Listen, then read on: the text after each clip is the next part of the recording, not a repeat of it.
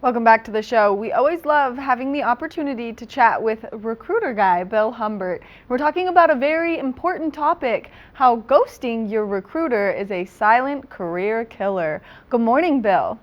Good morning, Maddie. How are you today? I'm wonderful, but I'm very intrigued because I know that on the other side of this, there's going to be a good story on what not to do. So let's jump into it.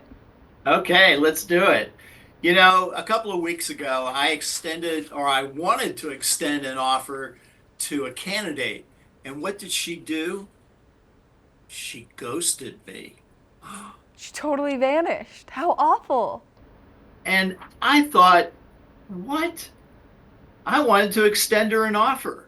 And not only that, what happens? All the people who interviewed her are disappointed that she did that. Yeah, because it's not something that you would see coming. So, how did she ghost you? Well, she initially she seemed really excited about the position. She went in, she interviewed, and everybody who interviewed her said, "Oh, yeah, she's the one." And so they created an offer for me to extend, and I called her and left a voicemail and waited about an hour or so. And my voicemail is, "Hey, I just want to let you know I got an offer. This is exciting." And she didn't respond. And so then I texted her, and she did respond to the text that I'm too busy right now to talk. I went, yeah, okay, I get it.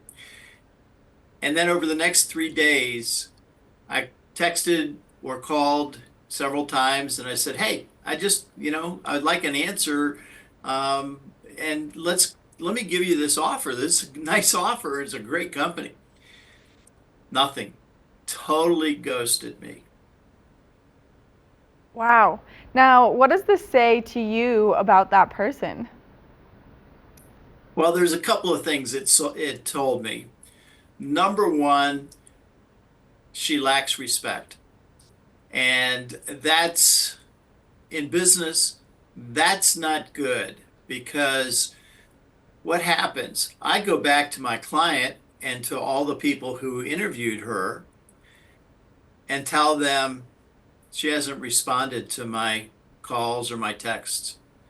And so that's kind of a nail that's driving into her coffin as a candidate. Because think about this: those people in that office can be, the owner of the company is an investor who's buying more companies, and as soon as that resume pops up, Right. and then the managers in that company, if that resume pops up again, and you never know where they're going to be next. And that's how that can be the career killer. What are some other things that she should know that are now going to affect her maybe getting a career? Well, she had a good job history, and that benefited her. Part of the reason we wanted to extend her an offer.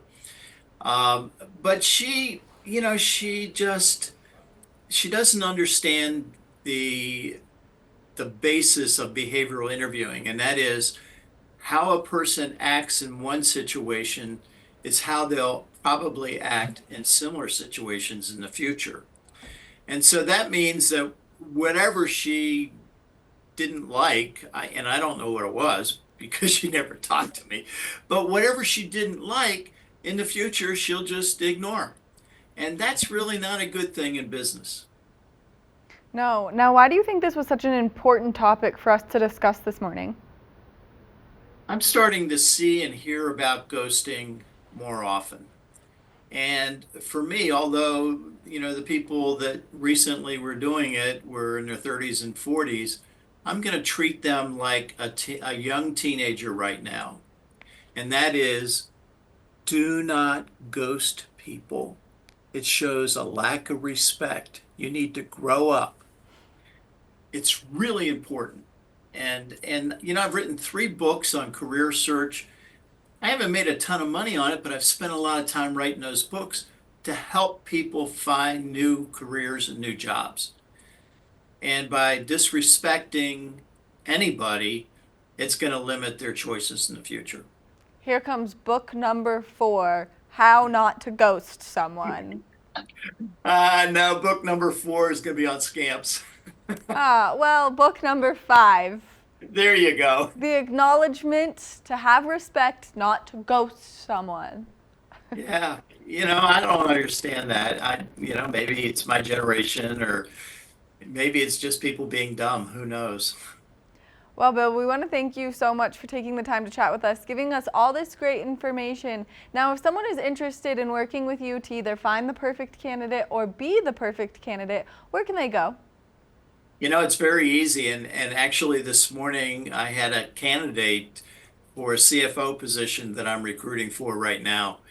And he sent me a resume, looks really good. And I sent him a note back. Hey, I'd love to talk to you. I got a couple TV interviews this morning.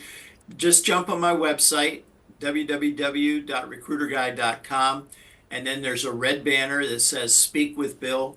Click on that, and you'll be able to go directly to my calendar and set a time that fits your calendar and my calendar, and we can speak. Bill, I want to thank you so much for taking the time to chat with us, always sharing this great information and sharing stories. That way we know what not to do. And what to do. And what to do, but today specifically what not to do. Exactly. Again, thank you so much for taking the time to chat with us. Thank you, Maddie. It was great. Make sure that if you are in the market for a new job or the perfect candidate, that you check out RecruiterGuy.com. That way you can chat with Bill himself, because he's an expert in the space. We're going to take a short break, and when we come back, we've got more of the show, so don't go anywhere.